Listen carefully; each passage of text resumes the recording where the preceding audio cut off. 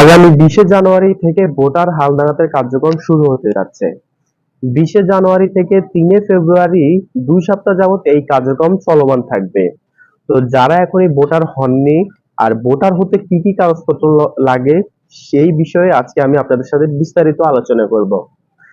মূলত ভোটার হতে 5টি ডকুমেন্ট আপনার সাথে থাকলে আপনি ভোটার হতে পারবেন।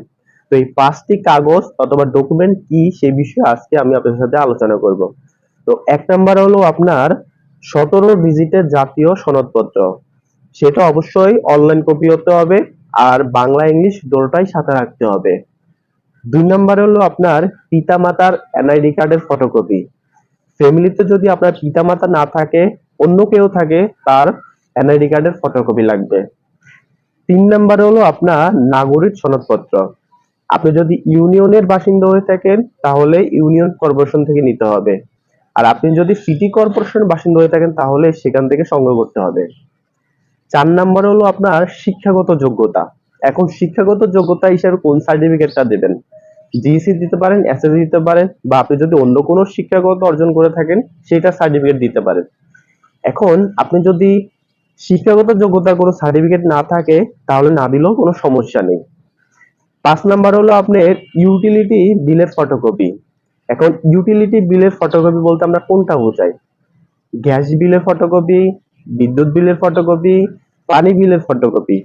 মূলত এই বিলের ফটোকপি লাগার কারণ হলো আপনার স্থায়ীভাবে যে বসবাস করেন সেখানের যাচাই বাছাই করণের জন্য। এখন এই 5টা ডকুমেন্ট যদি আপনার সাথে থাকে তাহলে কিন্তু আপনি খুব সহজে কিন্তু আপনি ভোটার হতে পারবেন। যখনই এই ভোটার হালনাগাদের কার্যক্রম চলমান থাকবে, বাড়ি বাড়ি গিয়ে ওই তথ্যগুলো সংগ্রহ করবে। আপনি কিন্তু খুব সহজে যদি আপনার কাছে এই ডকুমেন্ট গুলো আগে থেকে থাকে তাহলে কিন্তু আপনি দিতে পারবেন।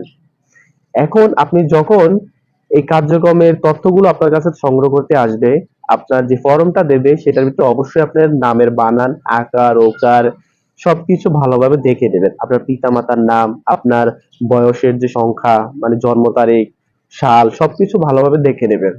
কারণ আমাদের দেশে প্রায় মানুষের দেখা যায় এনআইডি কার্ডের নামের আকার ভুল, ওকার ভুল, পিতামাতার নামে ভুল আছে, আপনার জন্ম তারিখের ভুল আছে।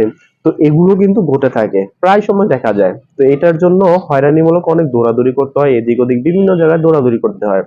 তো অবশ্যই যখনই আপনি তথ্য আপনার কাছে সংগ্রহ করতে আসবে তখনই আপনি কিন্তু এই তথ্যগুলো ভালোভাবে মনোযোগ সহকারে দেখে দেবেন। তো আশা করি এই ভিডিওটা আপনাদের কাছে ভালো লেগেছে, অনেক উপকারে আসবে। আপনারা সবাই ভোটার হন সেই আশায় এই ভিডিওটা এখানে শেষ করতেছি। তো ভালো থাকবেন, সুস্থ থাকবেন, আল্লাহ হাফেজ।